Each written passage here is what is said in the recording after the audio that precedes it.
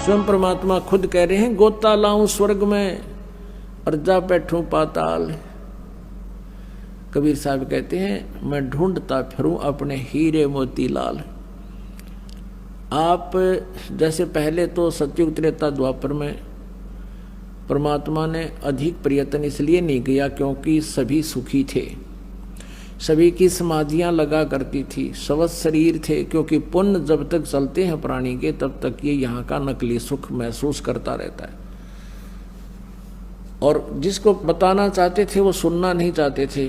सभी कहते थे हमें मौज हो रही है, हमें किसी और भगवान की आवश्यकता नहीं, हमारे तो कृष्ण जी ने या विष्णु जी ने हमारी मौज कर रखी है। अब कलयुग में परमात्मा ने पता था कि कलयुग में इनकी सारा जाड़ा आ लेगा, इनकी सब पुण्य कमाई नष्ट हो जाएंगी और पहले की कमाई इनकी होगी नहीं। और जिन भगवानों को ये मोक्षदायक मानकर इनसे सुख राहत प्राप्ति के लिए पूजाएं भी कर लेंगे, उनसे राहत मिला नहीं, क्योंकि वो दे ही नहीं सकते, वो आपके भाग्य में परिवर्तन नहीं कर सकते। तब परमात्मा ने कहा था कलयुग में फिर मैं पहचान में आ जाऊंगा इनके, क्योंकि इनके पिछले पुण्य होंगे नहीं, ब्रह्म माटी सबकी हो जाएगी। आज कोई परिवार खाली नहीं जिसमें कष्ट ना हो, और 1% को शेष बचा हुआ है, उस पर ना जाने कल के बिजली गिर जा। तो इस परमात्मा की शरण में आने से आपके कष्ट भी दूर होंगे, गारंटीड होंगे। ये सत्कर मान लेना पुण्यात्मा हो। दास का कोई उद्देश्य नहीं, कोई खानदानी पैसा नहीं कि हमारा दादे परदादे भी ये काम करा करते, हमने कोई रोजी रोटी ना मिल रही थी। दास सर्विस करता था, जेई की सर्विस थी, 2 टाइम पर टूक ठीक मिल रहे थे, लेकिन आदेश हो गया परमेश्वर का, गुरुदेव का, कि तू ये काम सेवा कर, मजदूरी कर मेरी। दास उसका मजदूर बनकर उनकी प्यारी आत्माओं को संदेश भेज रहा है उनके आदेश अनुसार। तो ये सत्कर मान लेना जो इस दास ने इस मालिक को चुना है। निदास तो पहले कृष्ण पुजारी था, विष्णु पुजारी था, हनुमान पुजारी था, शंकर भगवान का पुजारी था, लेकिन हम उनका अनादर नहीं। ये नहीं सोचो कि हम ब्रह्मा विष्णु महेश को बिल्कुल हे समझते, नहीं। जैसे गीता जी अध्याय नंबर 2 के श्लोक नंबर 46 में कहा कि जब बहुत बड़े जलाशय की प्राप्ति के उपरांत छोटे जलाशय में जैसी आस्था रह जाती है अर्जुन, जब तुझे परमात्मा के गुणों से तो परिचित हो जाएगा, फिर अन्य देवताओं में, अन्य ज्ञान में तेरी इतनी श्रद्धा रह जाएगी। जैसे पहले क्या था कि सारी व्यवस्था मनुष्य की जल के ऊपर जो तालाबों पर आधारित थे, सिंचाई भी उसी से करते थे, पशुपालन भी उसी से करते थे, और स्वयं भी जलपान उसी से करते थे, तालाबों से। और कुछ छोटे तालाब जिसके ऊपर आश्रित पूरा गांव 20-30 घर हुआ करते थे, 30-40 मुश्किल से एक तालाब पर आश्रित रहते थे, उसी से पीते थे, उसी से पशुओं को पानी पिलाते थे, उसी से कुछ सिंचाई कर लेते थे। अब 1 वर्ष वर्षा ना होती तो वो सूख जाते थे, सब तड़प जाते थे, वो भाग जाते थे इधर उधर कहीं बड़े जलाशय की खोज में। और उन व्यक्तियों को कोई बहुत बड़ी झील प्राप्त हो जाए जिसमें 10 वर्ष वर्षा ना हो तो भी जल अंत ना हो, समाप्त ना हो, तो फिर उन व्यक्तियों की धारणा उस छोटे जलाशय में जिस आस्था रह जाएगी उस बड़ी झील की प्राप्ति के बाद, तो उनको वो छोटे तालाब वाला जल व्यर्थ नहीं लगता, वो बुरा नहीं लगता, लेकिन उसकी कैपेसिटी नहीं है जो उनको सदा सुखी कर सके। वो स्वयं नाशवान है। वर्षा होगी तो वो परिपूर्ण हो जाएगा, 1 साल गुजारा हो जाएगा। 1 वर्ष वर्षा ना हुई तो आश्रित भी मरेंगे, वो तो सूखे गया। और उस झील के ऊपर जल वही है, वर्षा का ही जल है, शुद्ध जल है वो, लेकिन उसकी कैपेसिटी पूरी नहीं है, बहुत कम क्षमता का है। ऐसे ही ब्रह्मा विष्णु महेश के जो पावर है या बुरी नहीं है, और परमात्मा की पावर क्या है, तो दरिया है, दरिया, गंगा दरिया जैसा समझो, जिसका जल कभी अंत ना हो, नहा भी ले, धो भी ले, नहर भी निकाल ले, सिंचाई भी कर ले, फिर भी खत्म ना हो। तो इस प्रकार हमने इस परमात्मा में जब आपकी आस्था हो जाएगी, इसका ज्ञान हो जाएगा, फिर ब्रह्मा विष्णु महेश में हमारी फिर वो बुरे नहीं लगते, लेकिन उनकी अक्षमता का पता लग गया हमने। और जिसने 10 वर्ष वर्षा ना हो रहा ऐसा झील मिल जाए, फिर कौन झांकण जाएगा उसके ऊपर। अंडरस्टूड है कि जो कार्य ब्रह्मा विष्णु महेश जी नहीं कर सकते और कर सकते थे तो कितना कर सकते थे, और वो हमें उससे सारा ही मिल रहा है, तो वहां कौन जाओगा, फिर वहीं बस जाएंगे उसके पास जा करके। तो ऐसा परमात्मा हमें बताना चाहते हैं। तो कहने का भाव ये है कि वो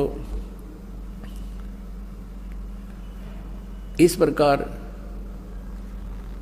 इस दास ने इस परमात्मा को खूब पहचाना, और लगभग सन 1994 से आज 2011 आ गया है, 17 वर्ष के करीब हो गए हैं।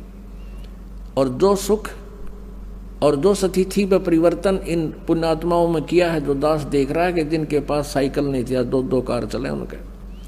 अब ये तो वैसे ही, ये तो आपको यहाँ की सुविधा तो ऑटोमेटिकली मिलेंगी इस भगवान की भक्ति से। जिनको तुम भटक रहे थे, इससे को ऊपर सारा डिवोट हो रहे थे, माया कमाने के लिए हुकंड करो कुछ भी हो जाओ, वो ये करने तैयार थे, ये तो आपको इस भक्ति से मालिक आप व्यवस्था करेगा, किसी तरह भी करे, और 1 नंबर का धन देगा आपको। कैसे देगा कि पहले इस दास ने जब उपदेश लिया तो ऐसा एक प्लाट था, वो प्लाट लिया 4000 रुपये का, और 2 साल के अंदर अंदर ही 1.5 वर्ष के बाद उसके आसपास से बाईपास निकल गया।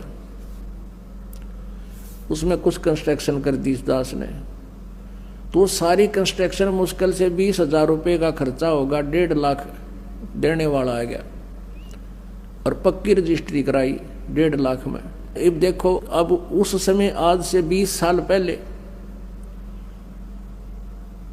और कैसे 1 नंबर में धन दे दिया, और सारी उम्र नहीं बचा सकता इतने जितने एकदम परमात्मा 1.5 साल में कर दिए। ये ना जाने कित के कर दे, ये फिर इतनी माया देने लग गया परमात्मा से हाथ जोड़ना पड़ा, क्योंकि मालिक ने इस माया का अवगुण भी बहुत बता रखा है। इस माया की घड़ी जरूरत नहीं है, ये तो इतनी मांग है मालिक ते कि साईं इतना दीजिए जिसमें कुटुंब समावे, हम भी भूखे ना रहे, अतिथि ना भूखा जावे। इससे घड़ी मांग ली तो जी का झाड़ हो जाएगा आपका, और परमात्मा साथ रहेंगे तो किसी चीज का अभाव आपको नहीं रहेगा। तो कहने का भाव यह है कि जो यहाँ आपको संसारिक सुविधा जो मिलेंगी वो तो फ्री ऑफ कॉस्ट होंगी, वो तो रुंगे में होंगी। रुंगे में, रुंगा क्या होता है कि जैसे पहले हम देखा करते, हमारे गांव में जाते थे ये बाहर के लोग, कोई सब्जी बेचनिया, कोई कचरे बेचनिया, कोई आम बेचने वाला, तो हमारी काकी ताई माँ दादी ये क्या करा करती थी, वो सौदा कर लेती थी, गेहूं डाला करते, और वो गेहूं जैसे एक तराजू के पलड़े में गेहूं डाल दिए तो पूछा करते कि कैसे देगा, कि 2 बार, यानी उस गेहूं के बदले में 2 बार मैं इतने इतने आम तोल के दूंगा। वो तो तोल दिए, फिर नो क्या करती, रूंगा और दे। रूंगा क्या होता है, सौदा तो हो लिया वो फ्री में, और दे। तो कोई नो कहता ना रूंगा ना दूं, अगतना हम ना लेते तेरे, रूंगा पहले दे।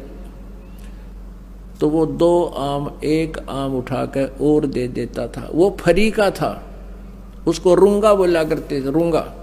तो पुण्यात्माओं, हमारा जो सौदा है वो तो है मोक्ष प्राप्ति का, यो सौदा हम मोक्ष वाला तोल कर दे रहे हैं आपको, और ये देंगे रूंगे में जो सुख सुविधाएं आपको यहाँ की चाहिए। वो रूंगा में परमात्मा, जैसे आपने गेहूं बीज दिया, जैसे क्या होता है कि मेरे बालक भूखे ना मरे, मेरा परिवार अन्न प्राप्त करे, लेकिन उसके साथ साथ भूस तो अपने आप होगा ही होगा। वो भूस तो हो, वो तूड़ा तो बनेगा। तो पुण्यात्माओं, ये वो भक्ति है जिसमें ये माया रूपी भूस तो आपको प्राप्त होगा ही होगा, और साथ में जीवन और बचेगा, वो गेहूं मिलेंगे, यानी मोक्ष मिलेगा।